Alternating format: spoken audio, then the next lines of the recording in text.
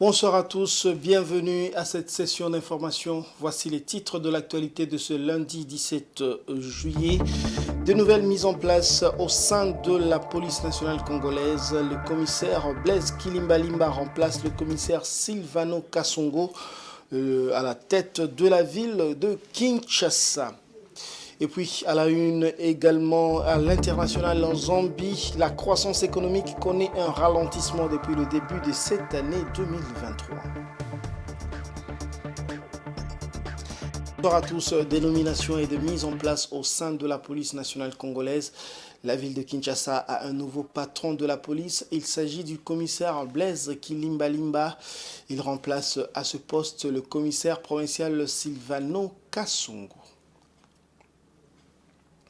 Et avant de prendre leurs fonctions, les officiers de la police ont eu droit à une causerie morale de la part du vice-premier ministre, ministre en charge de l'Intérieur et Sécurité. Maître Peter Kazadi a exhorté les policiers à améliorer la qualité du travail afin d'imposer la discipline et l'ordre. Suivez. Essayer de changer les choses. Nous devons essayer d'être cette police au service de la nation, pour la sécurisation des Congolais et de leurs biens, pour le maintien de l'ordre et de la discipline au sein de la société. Mais pour imposer l'ordre et la discipline au sein de la société, la police, comme corps auquel la République reconnaît les monopoles de la coercition, concurremment avec l'armée, la police doit donc se montrer aussi disciplinée et organisée. Puisque vous ne pouvez pas demander à nos concitoyens d'être organisés, d'être disciplinés si nous-mêmes, nous ne le sommes pas.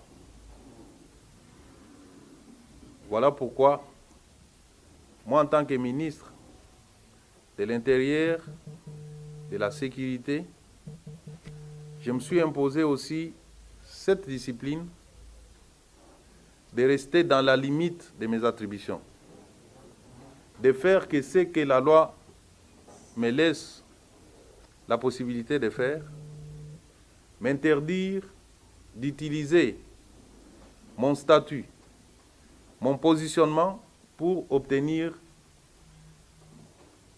des avantages illicites.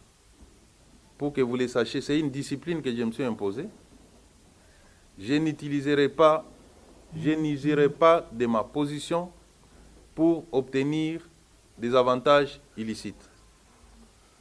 Et je vous demande à vous, puisque vous êtes la main agissante du pouvoir exécutif, de vous abstenir aussi, disez de votre positionnement,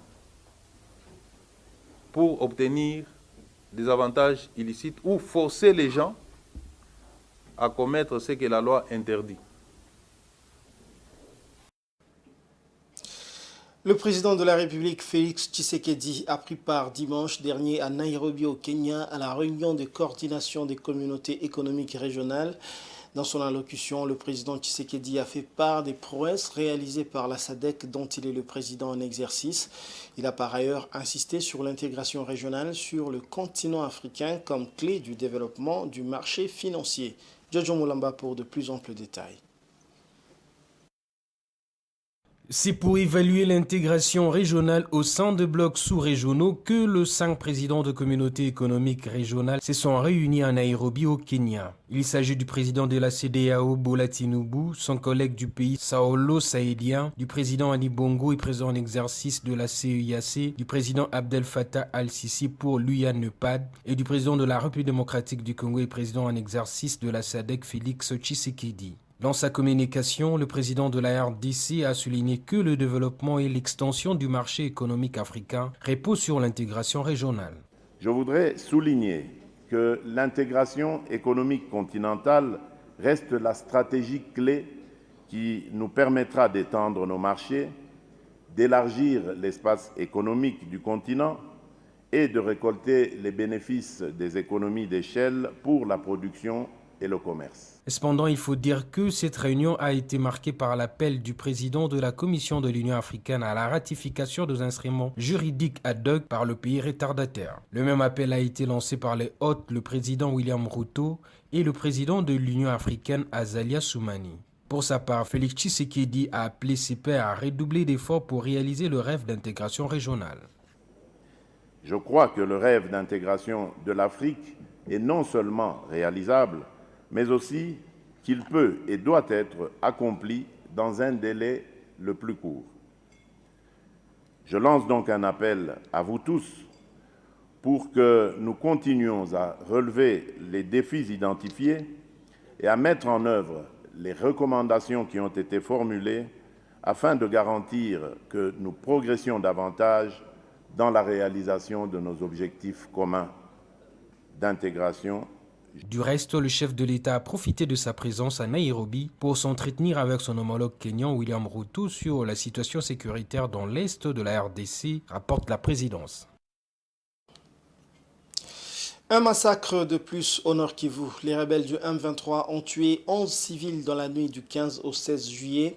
L'armée congolaise qui donne cette information affirme que ce crime est enregistré 10 jours après le massacre des 7 femmes et enfants dans le Rutshuru, toujours au Nord Kivu. Suivez.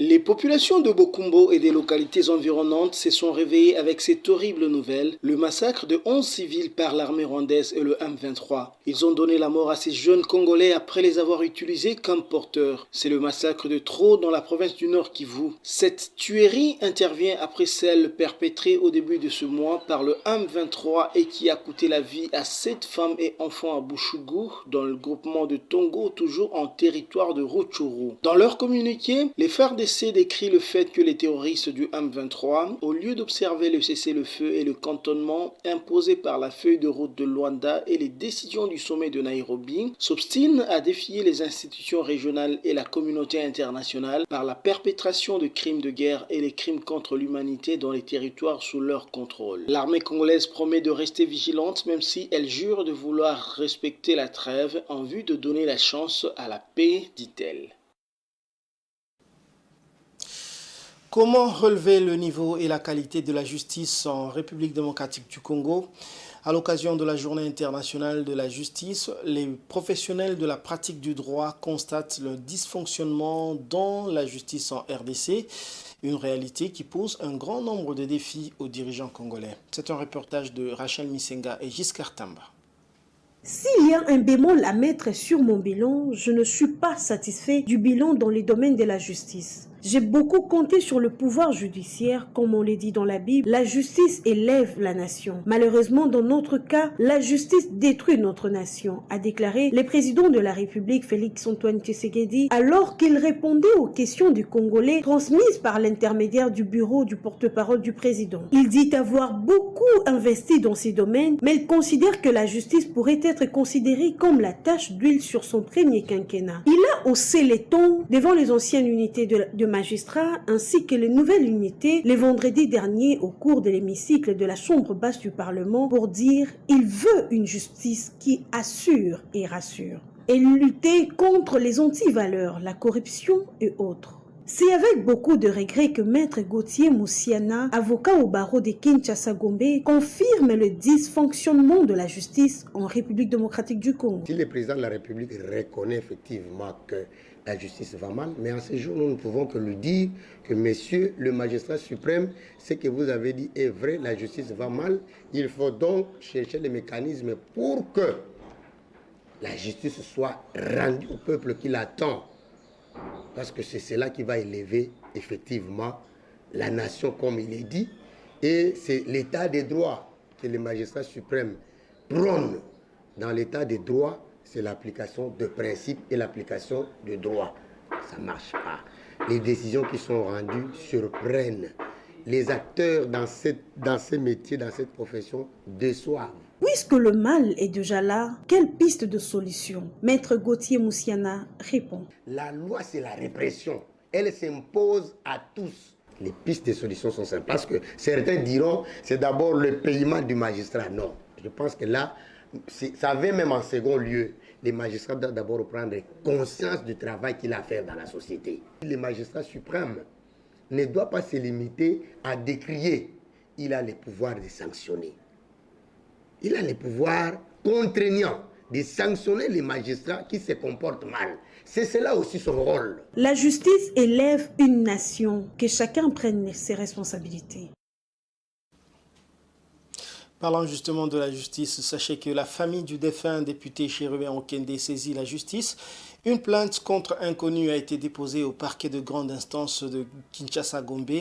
Et dans sa plainte parvenue à la rédaction de Géopolis, la famille éplorée dénonce, je cite, « une arrestation arbitraire accompagnée d'un assassinat ». Fin de citation. Le président Félix Tshisekedi est déterminé à voir les sociétés minières respecter l'obligation légale d'ériger le bâtiment arbitrant de leur siège social dans les chefs-lieux des provinces d'exploitation. Le chef de l'État l'a dit le week-end dernier. Il a ainsi chargé la ministre des Mines, Antoinette Samba, de rappeler à l'ordre toutes les entreprises minières qui violent les dispositions du Code minier. Dieudonné Bouanali. Le national des mines, Antoinette Samba Kalambay, est chargé de rappeler à l'ordre toutes les entreprises minières qui violent les pertinentes dispositions du Code minier de 2018. Les points relatifs à l'obligation de construction du bâtiment administratif dans les chefs-lieux du siège d'exploitation par les sociétés minières a été abordé dans la communication du président de la République, chef de l'État, lors du dernier Conseil des ministres. Félix Tshisekedi est déterminé à voir les sociétés minières respecter leurs obligations légales d'ériger les bâtiments abritant leur siège social dans les chefs-lieux de la province de l'exploitation. En effet, conformément à l'article 197 du Code minier en vigueur, chaque titulaire d'un droit minier d'exploitation est tenu de construire un bâtiment abritant son siège social selon les standards internationaux dans les chefs-lieux de la province d'exploitation dans les 5 ans à dater de la délivrance du titre. En outre, l'article 393 bis du règlement minier précise que le budget alloué à la construction de ces bâtiments doit correspondre à 1% du budget d'investissement contenu dans l'étude de faisabilité. Malheureusement, il ressort d'un rapport d'émission diligenté par les cabinets de la ministre des Mines au mois de juin 2023 dans les provinces du Haut-Katanga et du Lualaba que certaines entreprises minières ne s'acquittent pas de cette obligation légale. Dans le souci de faire respecter la loi minière en la matière et de permettre ainsi aux sociétés concernées de contribuer à la modernisation des infrastructures immobilières dans les provinces minières, la ministre des Mines a été chargée de rappeler à toutes ces entreprises minières cette obligation légale tout en leur adressant une mise en demeure. Et c'est conformément à l'article 566 du règlement minier. À bon entendeur, salut.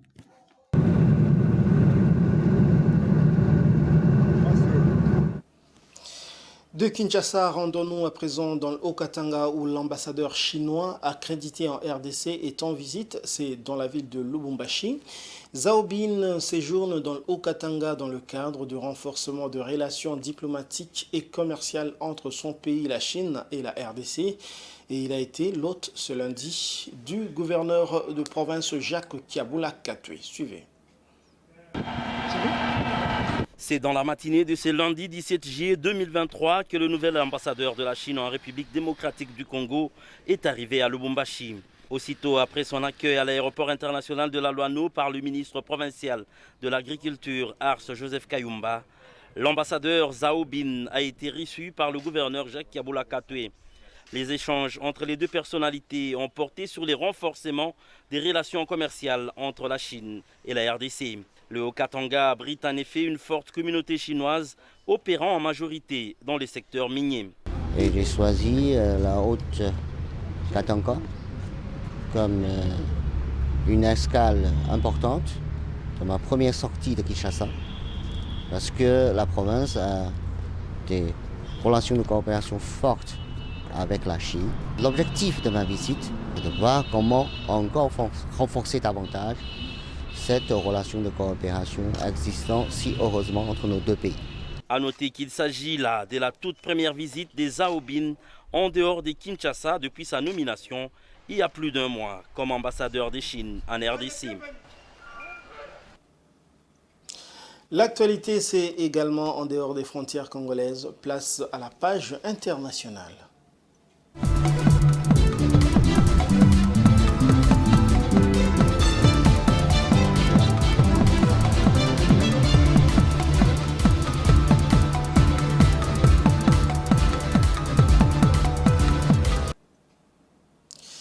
En Côte d'Ivoire, le Conseil Café Cacao a décidé de suspendre les ventes de cacao pour le compte de la campagne 2023-2024 jusqu'à nouvel ordre.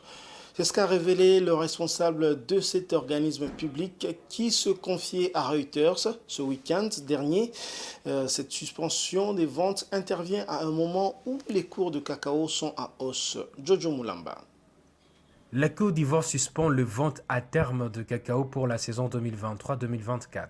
Pour expliquer ces décisions, les responsables évoquent une incertitude quant à l'approvisionnement en quantité suffisante de matières premières depuis les zones de production pour couvrir les ventes. À l'origine de cette situation, les fortes pluies enregistrées entre le 15 et le 10 juillet avec les épisodes d'inondation qui en ont découlé. À cela s'ajoute aussi la menace de la pourriture brune, une maladie fongique de cacaoyer qui se développe dans des conditions humides prolongées.